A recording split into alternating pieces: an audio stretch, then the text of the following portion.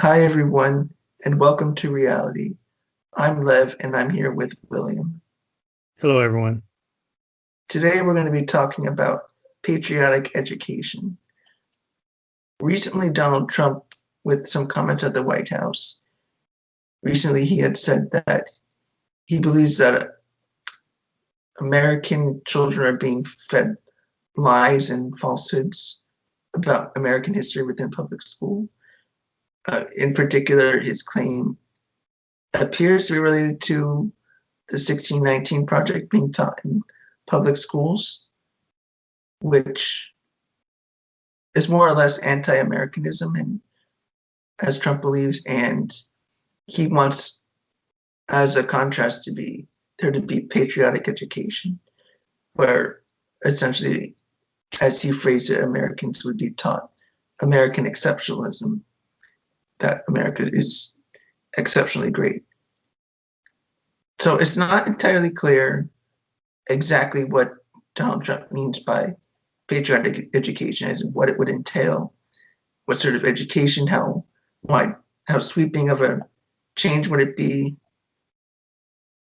But we can be sure that it's opposition against the 1619 Project, which is a project of interpreting history began by some journalists at the New York Times. Do you have any comments about that so far, William? Yeah, I think that the way this issue is being framed by Trump is a little off, and maybe he wants to tweak it, or he will tweak it, because he's trying to frame it as assault on the patriotic Americans. He's bringing up patriotic education, but I think it's an assault on America itself.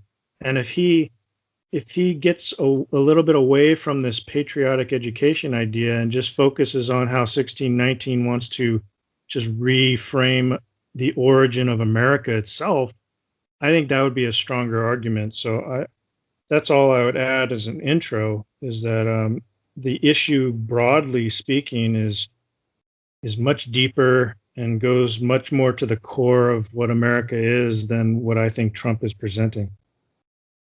Yeah, maybe another way to phrase that is even American exceptionalism can itself be a problematic phrase. It could be a way of like avoiding reality or avoiding anything negative that has happened, but it would only be speculation at this point about what Trump would mean.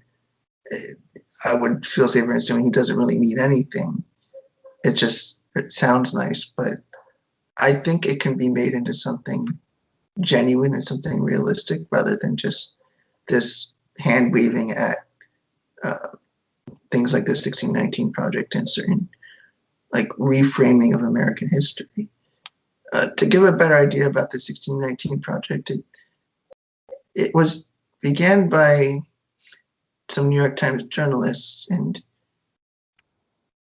essentially they were reframing America's origin to the founding of Jamestown in 1619, essentially believing that America was built from slavery and out of slavery, and that, in particular, one of their claims is out of slavery grew nearly everything that's made America truly great.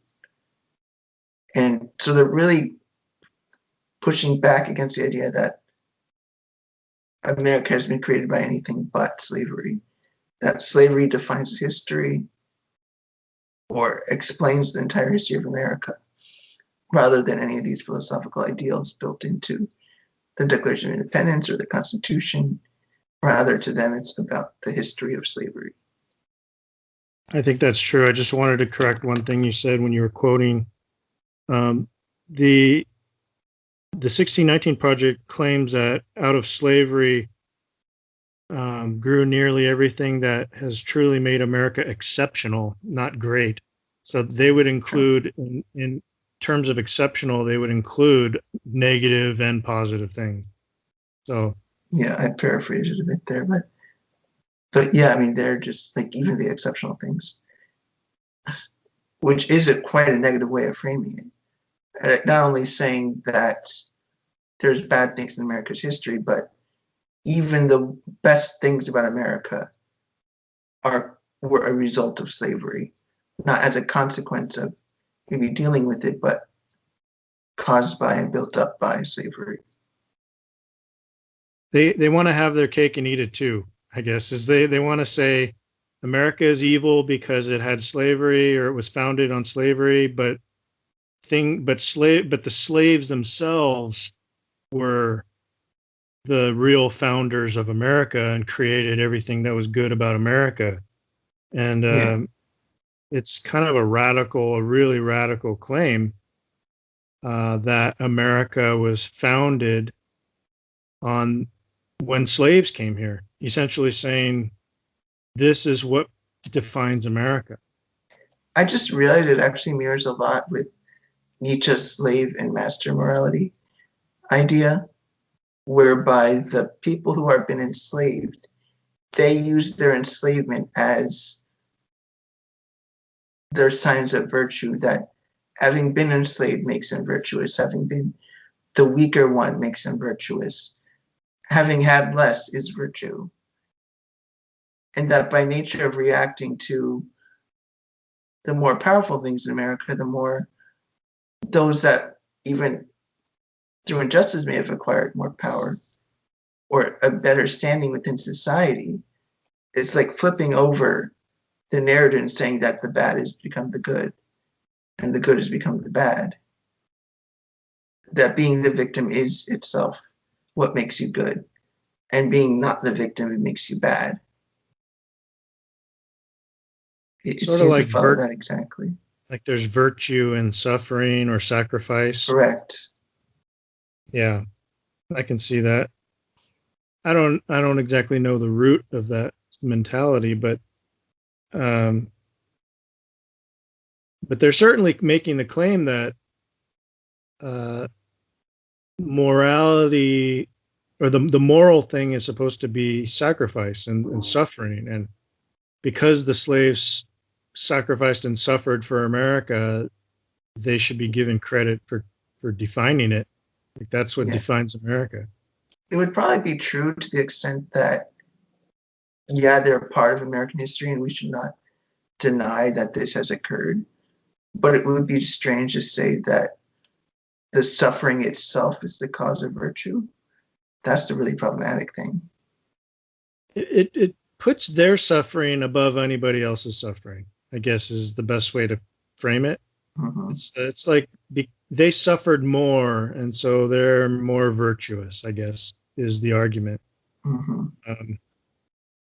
But the positive argument, there was also the position that the slaves built things as slaves, so they produced.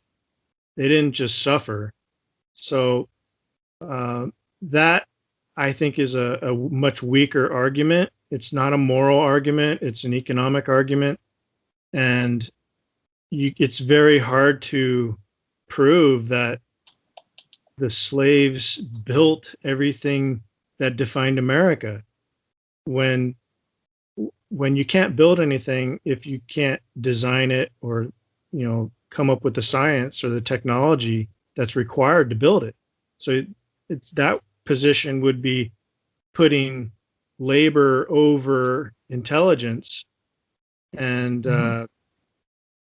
that's a hard argument to make, because even though they were slaves, which is bad on its own, it's even worse to then on top of that say their labor was more important than the thinking that went into creating America, because America wouldn't exist if there were just slaves in the world.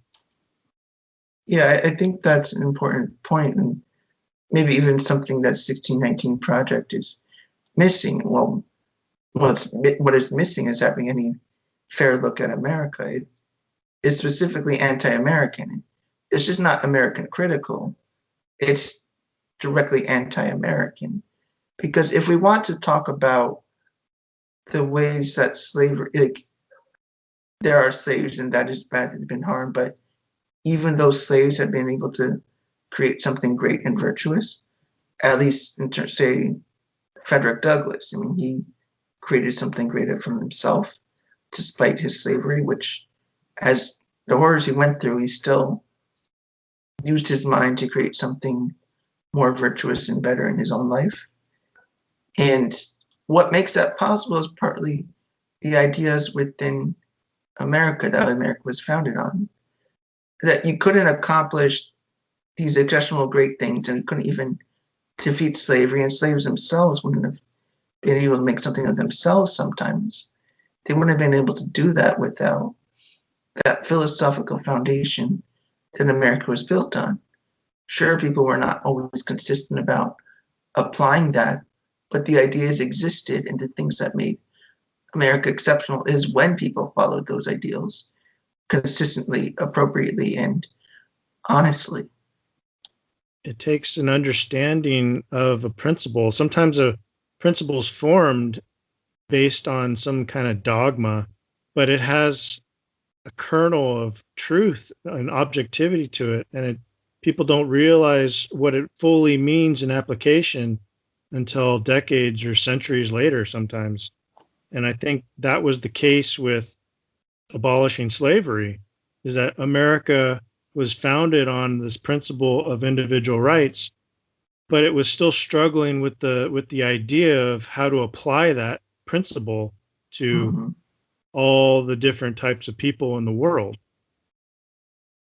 And that's what the Civil War was about, in part. Yeah. I think the important takeaway point about that is that 1619 really is anti-American, because they're trying to say even the ideals themselves, like, oh, that's a lie, it's false. The founding fathers were just lying to everybody. All they wanted was more slaves, which they're just trying to couch it all as this is pure evil and the evil has never stopped. And the only good things about America are actually the things when people have taken down things that have existed already. So it's pretty destructive, even this way of thinking.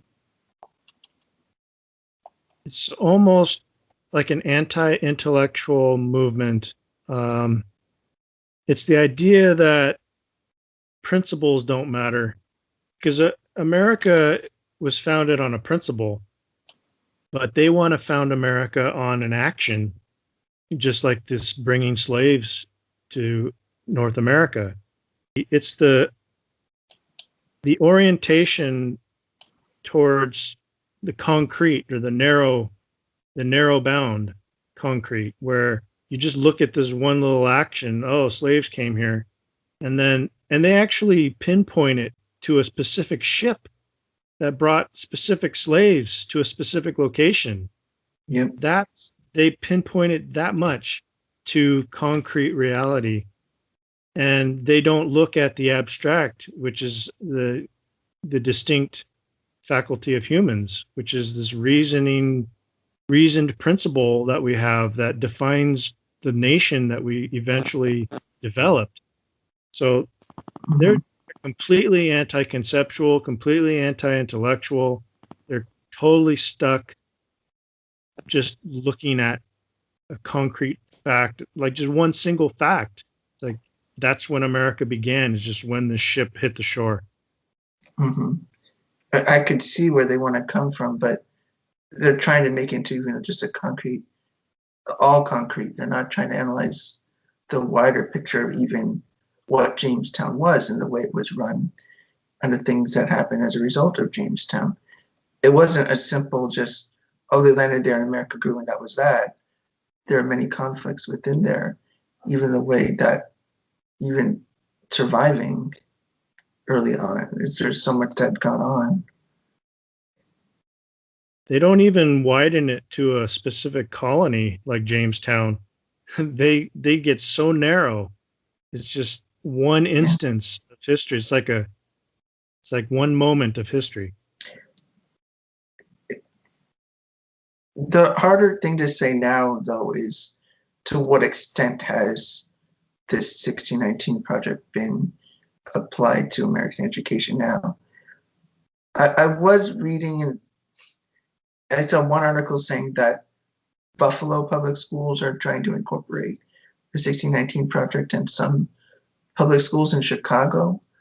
So I'm not sure how far it goes, at least as far as Trump's claim.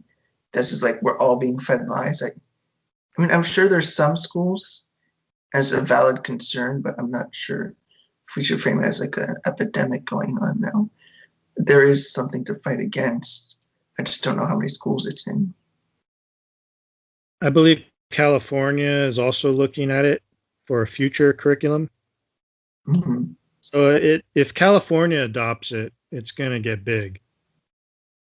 Yeah. So that is probably why Trump's bringing it up now, is because California is looking at it. So that's partly why I think a form of patriotic education would be good. But I think it'd be important to define the terms that would make it actually patriotic rather than some jingoism that paints everything as positive, even the negative things. We don't want jingoism. We want objective presentation of the American philosophy, and emphasizing that there is, in fact, an objective fact about what America has desired to be, and in ways it's even failed to be that.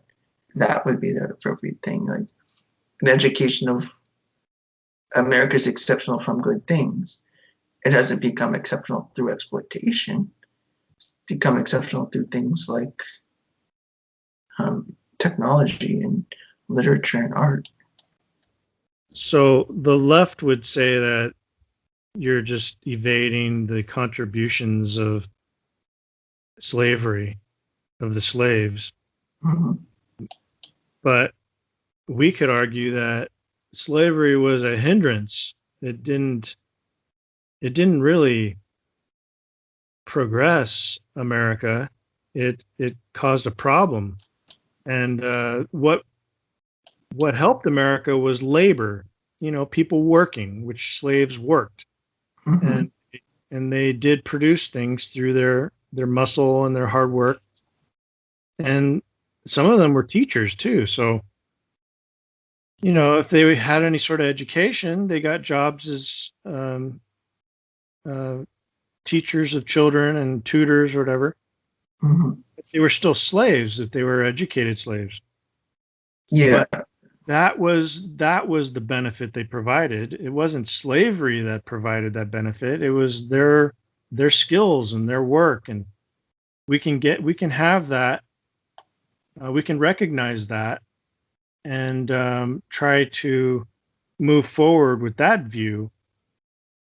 I think you could frame it even a different way, because that can make it sound like that, their slavery wasn't as bad as it seems. But I would say it's more that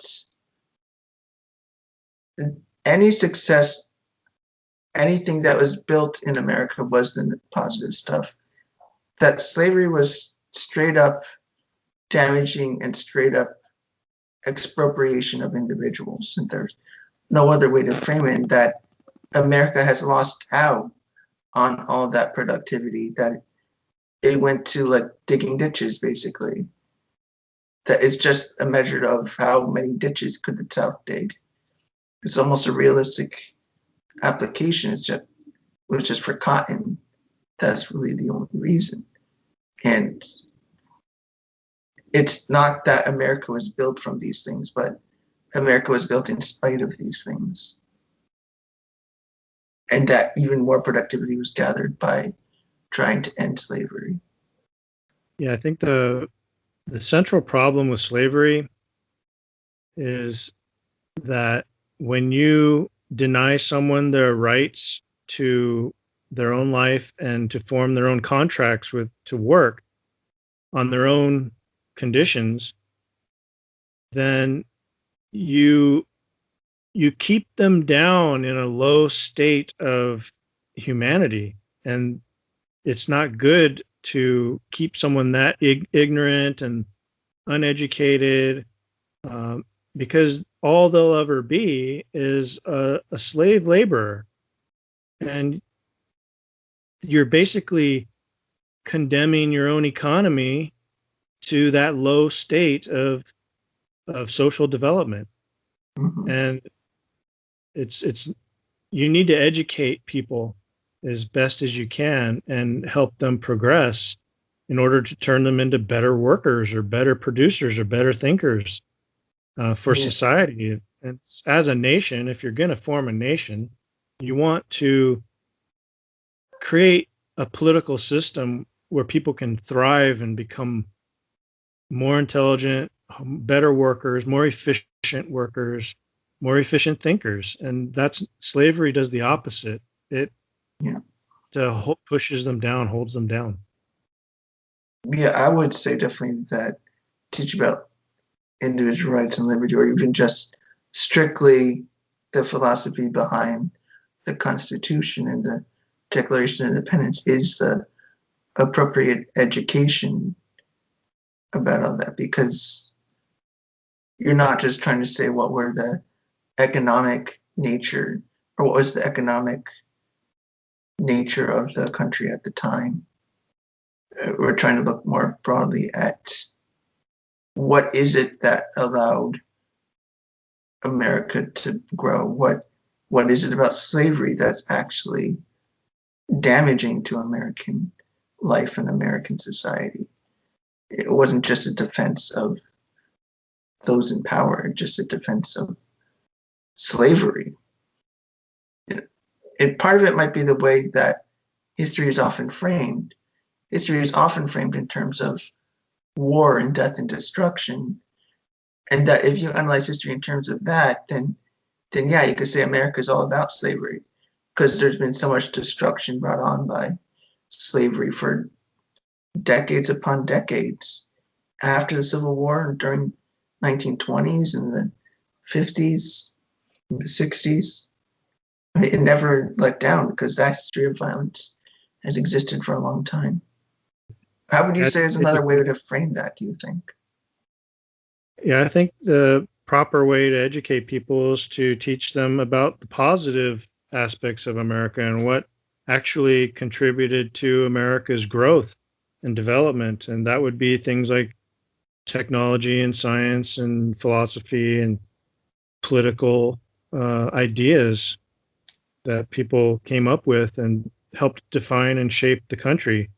And of course, there's also an importance to teaching conflicts, like the Revolutionary War and Civil War, things that helped define or redefine America, because it's important to teach the negatives so that we don't repeat them. You want to learn from history. But it's also important to teach the positives, because that's how you grow and learn and form new ideas based on the good former ideas that people came up with. So if we want to have new inventions and new philosophies and new ideas to help progress America, we need to focus on the former ideas that helped progress America, so that people will have that base of knowledge. Yeah, it would almost seem that a better way to frame it is just America isn't just a series of exploitation on people.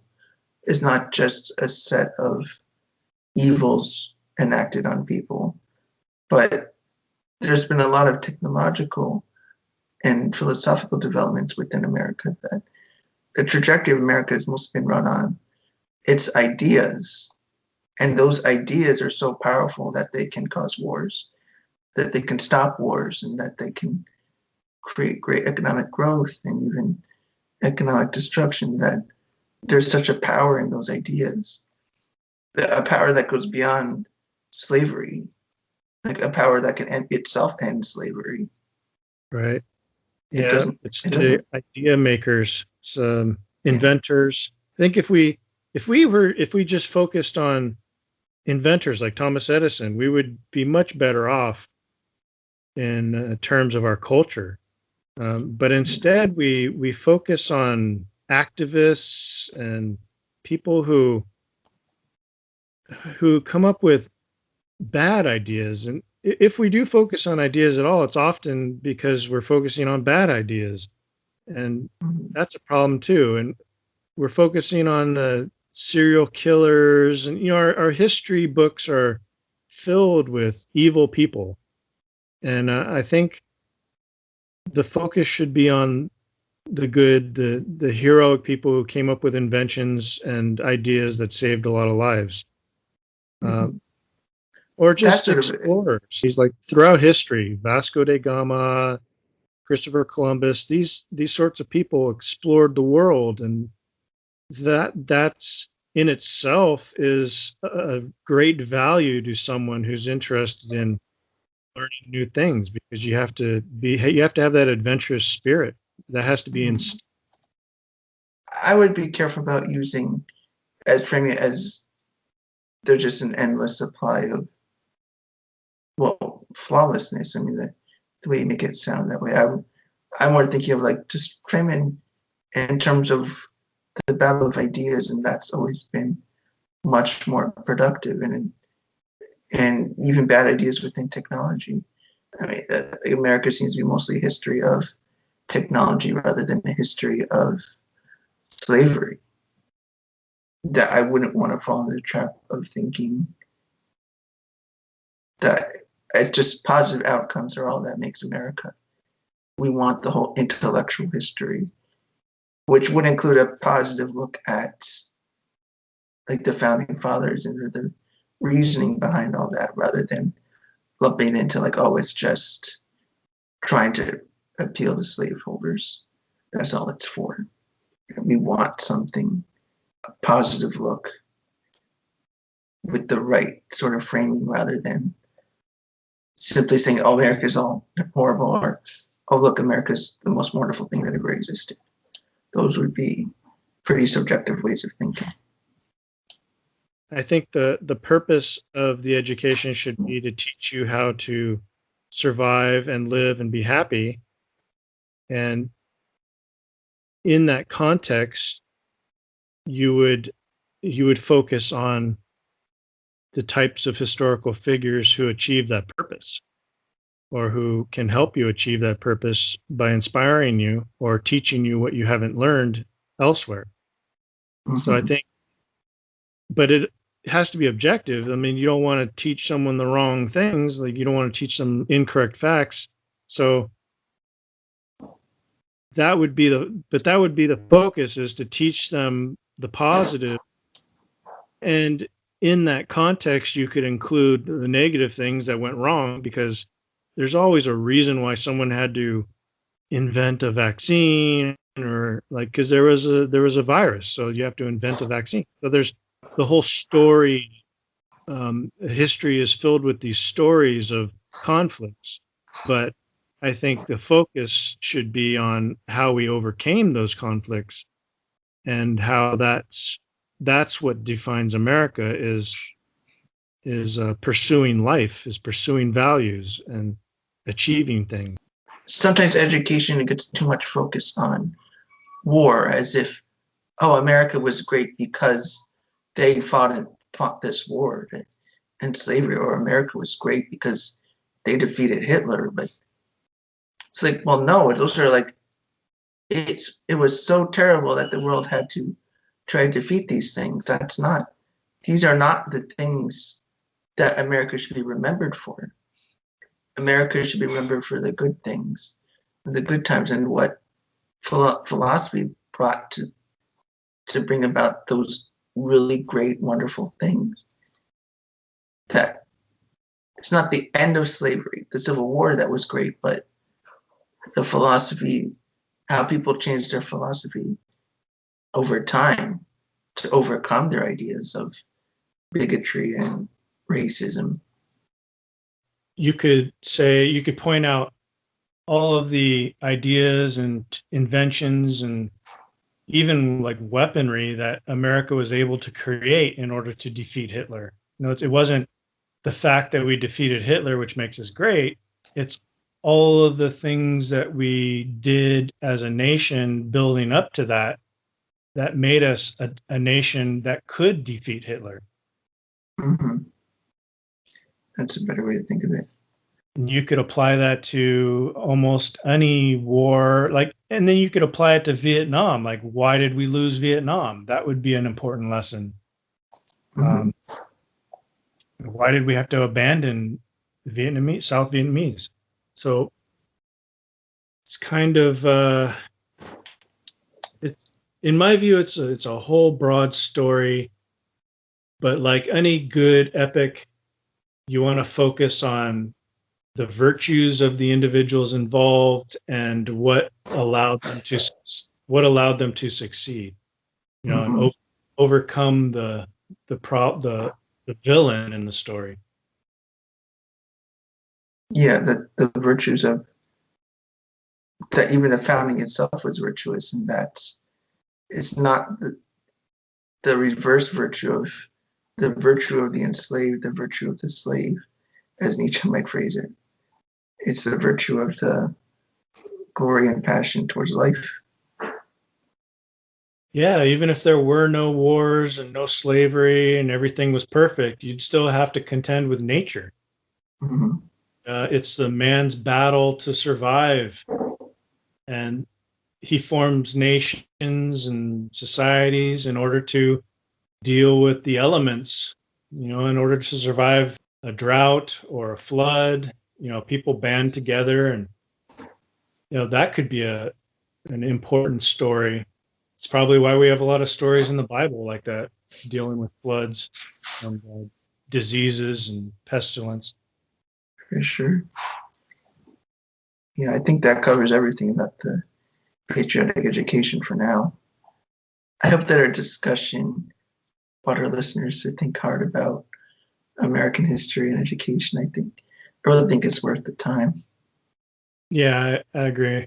It's good to explore history and people who are trying to corrupt the textbooks of America.